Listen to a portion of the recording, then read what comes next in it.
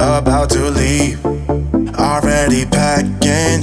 Come with me, I'm not really asking. We'll get away to a place where we don't know. About to see the world in action, what we can be, life with no distractions. We'll get away, this is what we waited for. Take my hand, we'll make it somehow. We can't miss out. I'm done living life with the lights out. Die with my own doubts. Be free with me.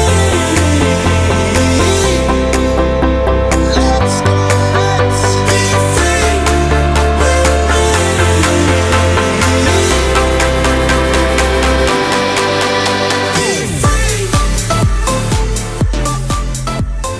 Hi everyone, welcome back to another video. Today we're going to be looking at two more Hattons products. There's been quite a few recently, but they seem to be churning out a lot of products at the moment. This week it's two of the new Beilhack Snow Ploughs. So these have just been released a few weeks ago. I have the two network rail variants here, and yeah, let's have a closer look and see what they're like. So a quick little bit of history then. They were built from around the mid-80s right up until 1989, so just to the end of that decade basically. And they were built by a German company called Beilhack and British Rail basically. So it was that collaboration between the two. And there was a total of 10 built. The first batch of 6 were built using Class 40 recommissioned bogies, and the final 4 were built using Class 45 recommissioned bogies. So essentially at the time in the 80s, British Rail wanted to have some of these ploughs that you see in front of you fitted on the front of Class 20 and Class 37 locos, but that's what a permanent attachment that I'm talking about. But due to various reasons, having to remove buffers and the weight of the plough on the buffer beam of the 37s, it was just a bit of a too complicated process and a bit tedious. So essentially British Rail devised a sort of a recommissioning plan, I guess, to use the bogies from withdrawn Class 40s to make these items that you see in front of me here.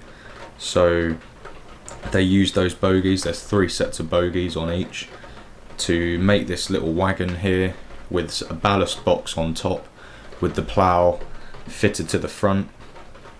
And most of the time you'll see these end to end, so 2 of them being used by normally with a pair of diesel locos in the middle.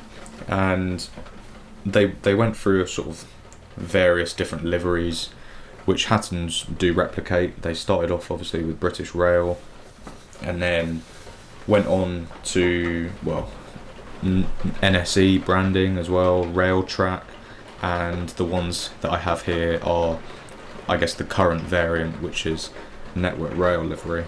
In terms of these actual Hattons models then, I think they're a great representation of the original thing. They're retailing for £43, which I think is very reasonable. There are other ploughs available which are going for around sort of £80-90 off the top of my head, so you can get a set of these, a set of 2, for roughly around the same price. They come in various different liveries, the liveries that I've mentioned before. You get the British Rail yellow but with NSE branding, and Rail Track black, and then the ones that I have here are the Network Rail black.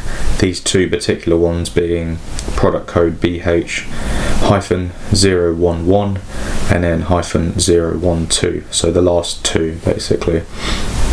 And these are using the X Class 45 bogie wheels, so you will see slight variations between all of those liveries. And yeah, I'm very impressed with the weight and the feel of them. They've got quite a bit of die cast components. I think mainly the chassis is a big big die cast piece, so they do have quite a bit of weight to them, which is very nice. They've got a NEM coupling on the back there, as you can see, sprung buffers as well, and they've got a lot of factory fitted detail like the brake pipes and the lamp irons, etc. So they come as you see them here. You don't need to attach any parts. The plough is pre-fitted, sorry.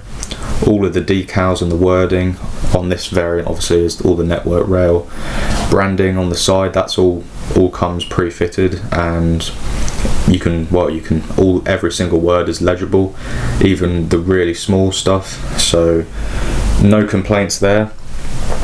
And yeah, I'm very impressed with them overall. I've got these as I've obviously got quite a bit of modern image stuff on the go at the moment, and yeah, I just thought they'd be a nice little addition there. I'm very impressed with them. So I'm going to attach a little running session at the end here just to show you what they look like going around the layout. I'm very pleased with them. I've ran them in already, and I do have to apologise for, I guess, the engine that I'm going to be using, the loco that I'm going to be using, due to some gauging issues up on the, I don't know how well you'll be able to see this, but basically that corner of the platform up there. I've had a lot of gauging issues up there in the past. I think it's to do with the heat in the sort of loft area that I'm in at the moment, and I think the platform seems to swell, and it means that a lot of my larger locos like my 66 and the 68s, they can't really get round that. So I've been using the GWR 57. It seems about the only large diesel loco that I can actually use at the moment. So that's a bit frustrating, but if you follow this channel, you will know that I've had quite a bit of issues previously with that platform. So you'll see them running around on either end of the 57. It's obviously not the most conventional setup, but nonetheless you'll still get to see them running. I'm very pleased with them, and yeah, I hope you enjoyed this video, and be sure to like and subscribe for plenty more videos to come. Take my hand, we'll make it somehow. We can't miss out. I'm done living life with the lights out. Die with my own doubts. Be free with me. Let's be free with